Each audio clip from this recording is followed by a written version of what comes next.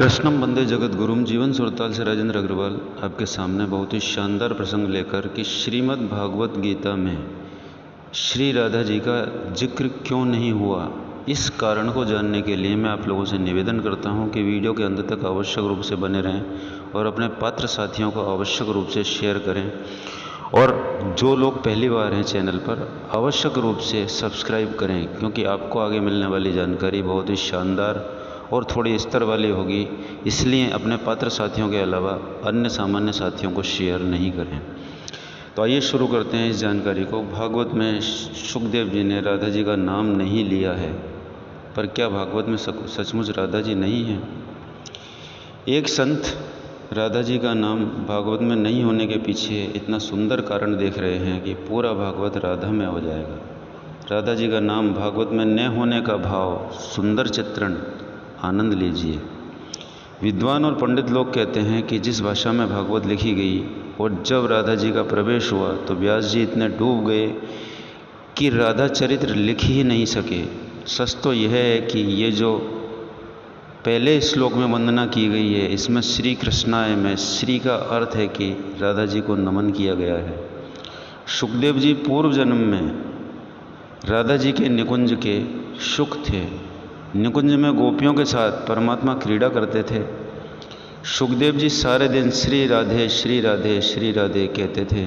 ये सुनकर श्री राधे ने हाथ में उठाकर तोते को अपनी ओर बुलाया। तोता आया और राधा जी के चरणों की वंदना करने लगा।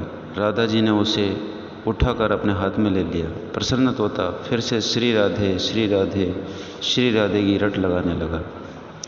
राधा जी ने कहा, हे सुख, अब तू राधे राधे के स्थान पर कृष्ण कृष्ण कहा करो। यह मुझसे बहुत अधिक अच्छा और प्रिय लगता है। इस प्रकार राधा जी तोते को समझा ही रही थी। उसी समय श्री कृष्ण वहाँ आ जाते हैं। राधा जी ने उनसे कहा, ये तोता कितना मधुर बोलता है।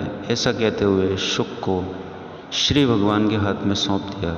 राधा जी के द्वार पर राधा राम लौटने वाले सुख को सीधे भगवान की कृष्ण छाँव प्राप्त हो गई, कृपा छाँव प्राप्त हो गई। वह उनके हाथ में पहुंचकर धन्य भाग हो गया। इस प्रकार श्री राधा जी ने सुखदेव जी का ब्रह्म के साथ प्रत्यक्ष संबंध कराया, और जो ब्रह्म के साथ संबंध कराए वही सद्गुरु होता है। इसलिए सुखदेव जी ने अपने सद्गुरु श्री राधा जी का नाम श्रीमद् भागवत में नहीं लिया। सुखदेव जी ने अपने मुख से राधा अर्थात अपने गुरु का नाम लेने में थोड़ा संकोच महसूस किया। राधा जी का नाम भागवत में न आने का दूसरा एक और कारण भी है।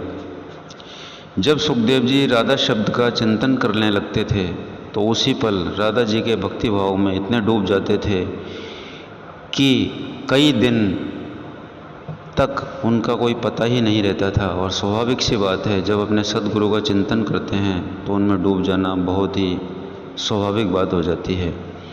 सुखदेव जी श्री राधा जी की भक्ति में डूबते तो कई दिनों तक उनसे बाहर भी नहीं आ पाते थे। ये पहले कई बार हुआ था।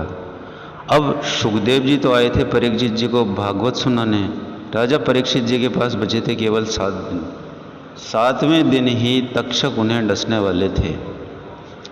फिर यदि राधा नाम स्मरण में सुखदेव जी डूब जाते तो भागवत कथा पूरी कैसे होती। इसलिए भी राधा जी का नाम भागवत में नहीं आया है। जब राधा जी से श्री कृष्ण भगवान ने पूछा, इस साहित्य में तुम्हारी क्या भूमिका होगी, तो राधा जी ने कहा, मुझे कोई भूमिका नहीं चाहिए, मैं तो आपके पीछे हूँ। इसलिए कहा गया कि कृष्ण देह है तो राधा आत्मा है, कृष्ण शब्द हैं तो राधा अर्थ हैं, कृष्ण गीत हैं तो राधा संगीत हैं, कृष्ण वंशी हैं तो राधा स्वर हैं, कृष्ण समुद्र हैं तो राधा तरंग हैं, कृष्ण फूल हैं तो राधा उसकी सुगंध है। इसलिए राधा जी इस लीला कथा में शब्द रूप में अदृश्य रही हैं। शब्द रूप से अदृश्य रही अर्थात उनका नाम शब्दों में दर्ज नहीं हुआ, परंतु वही इसकी आत्मा है। राधा कहीं दिखती नहीं है, इसलिए राधा जी को इस रूप में नमन किया। एक बार बड़े भाव से स्मरण करें, राधे राधे, ऐसा बार बार बोलते रहिएगा। राधा राधा बोलें।